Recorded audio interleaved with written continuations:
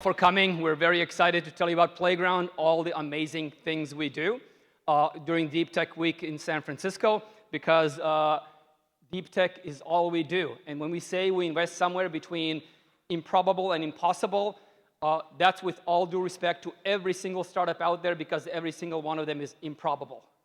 Now, we look for that small, minuscule subsection of those startups that actually solve hard technical problems, that attack hard scientific problems, and if they solve it, the world will be a better place. And we'll go with basically this entire afternoon will be about what that actually means. We invest across various domains, starting with next-gen compute, quantum, and AI. That's what this afternoon is mostly about. Companies like PsiQuantum, D-Matrix, Xlight, Envision. We'll dive deeper in what they do, and Snowcap, one of our more recent investments. Automation and robotics, as you all probably know, since you're in the Deep Tech Week, is also really hard, but we're not going to focus on that today. But we have been very early in robotics companies such as Agility, the first humanoid robot, actually, that was doing real work in Amazon warehouses and elsewhere. Then we invest in infrastructure and energy transition. You're going to learn today about muons, and if you've never heard about that, you'll be richer for it. Sorry. And engineered life sciences. We believe that engineered life sciences will accelerate the therapeutic discovery, life-saving drugs, cancer detection, and so forth. And today you will hear about the technologies that are actually pushing the field in that direction. All right, but behind Playground, it's the people. Ultimately, our general partners and partners have to make the tough decisions, what to invest in. What is between improbable and impossible, but actually doable in an investable time frame. Some technologies are 100 years away. That's not what we're going to invest in. But some technologies are within reach, a handful of years away. You know, recently quantum computing was in the news, and there was, you know, a statement that it was decades away. But today you're going to learn it's a handful of years away.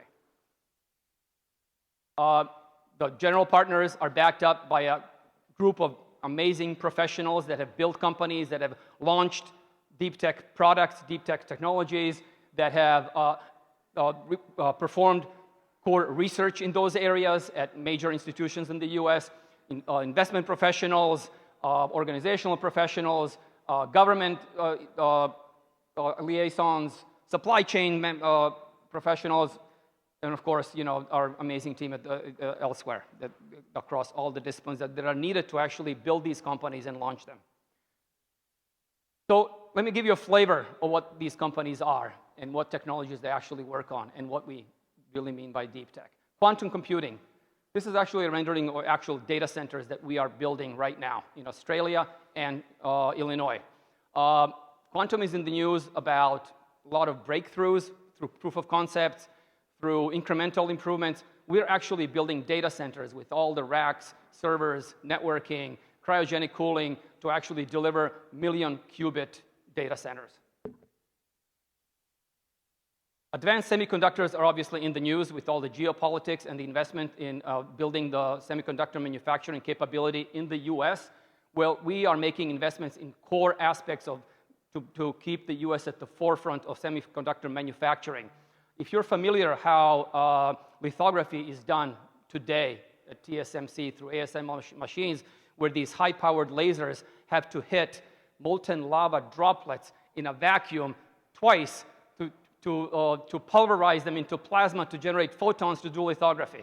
Okay, I didn't do it a lot of justice because that process is so complex, but just having to pulverize these molten tin droplets sounds amazing, and it's a feat of human engineering, but it's not sustainable and not scalable.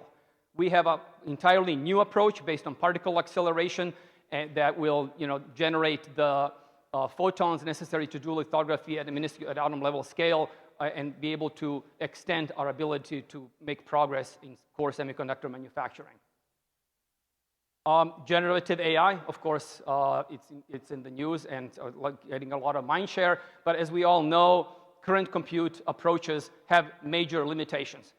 The classical von Neumann computer architecture that has been around since the 1940s and 1950s is still the dominant computer architecture for processors built today, like GPUs and CPUs.